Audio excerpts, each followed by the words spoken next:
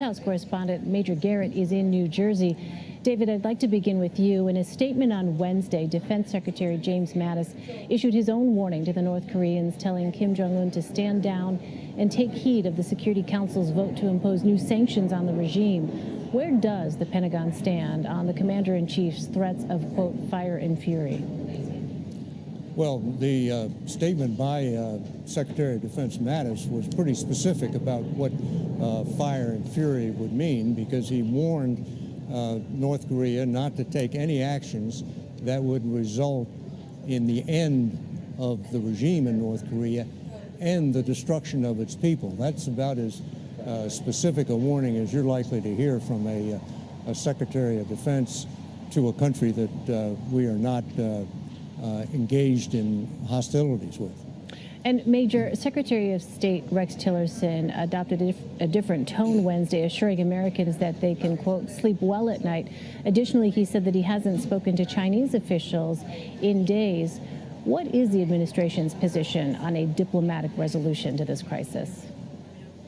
Well, let's put Rex Tillerson's comments in some context. What he was saying about Americans sleeping well tonight is that the United States is fortified in the Pacific, can handle anything that might come its way from North Korea in a conventional or nuclear context, and did not detect any particular threat to Guam, even though the North Koreans issued a statement along those lines. So what Tillerson was trying to do is say nothing is imminent, nothing is happening that suggests either Guam or any other part of the United States territories or the United States mainland is in any way jeopardized by this increased rhetoric between the United States and North Korea. As for the Chinese, it is somewhat clear now that what the administration intends to do is let these remarks from President Trump, which were more amped up than his national security team expected, will sort of soak in the region and put everyone on notice that the president's not only trying to shift the conversation away from how vulnerable is the United States to what are the risks North Korea faces and what are the risks that might visit themselves upon the region if this gets out of hand, if this goes to military confrontation. Because it is obvious the president has grown weary of working through both the diplomatic niceties and the language around that and the sort of procedures of dealing with the Chinese, the South Koreans, and the Japanese through back channels and regular channels of communication. So as stark as this rhetoric was, the advisors we're talking to here indicate that it was meant to sort of shake everybody up a little bit and say this is a real situation. And the president's intentions are clear. A nuclear-capable North Korea that can threaten the United States is unacceptable, and military options are altogether too real.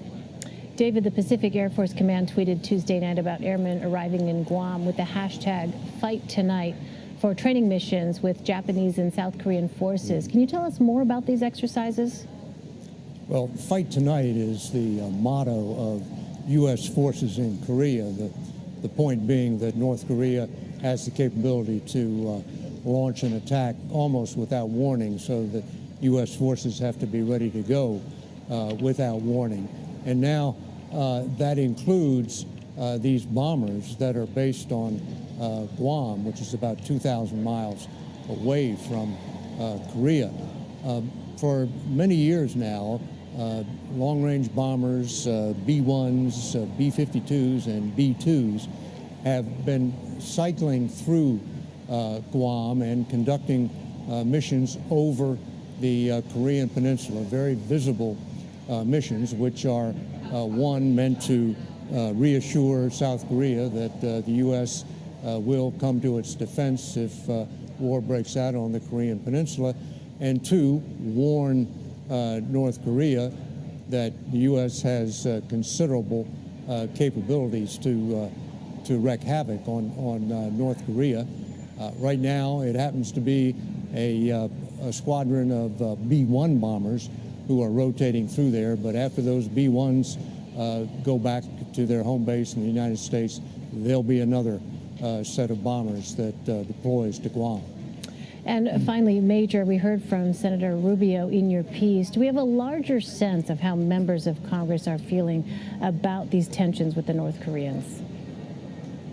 Well, certainly they're alarmed by it, and a good number of Democrats have released statements or appeared on television criticizing the president for using rhetoric that, to their minds, unnecessarily aggravates the situation, saying it's not helpful, that it's escalating, and that it's dangerous with somebody who is as unpredictable as the North Korean dictator Kim Jong-un. And Senator John McCain, a Republican from Arizona, yesterday was mildly critical of the president, saying he ought not to make threats he's not going to carry out. But today you began to see a bit of a retrenchment on the Republican side. Marco Rubio, Lindsey Graham, and others saying what the president was doing was sending a very strong and tough signal to the North Koreans, as I mentioned earlier, about the risks involved and what the United States will not tolerate. And they said, absent that strong message, things could be somewhat misinterpreted on the North Korean side. And it's worth pointing out, this is not the first instance, and it will surely not be the last, in which President Trump agrees on a general tone with his senior advisors and then puts that tone in very stark language, uniquely his own.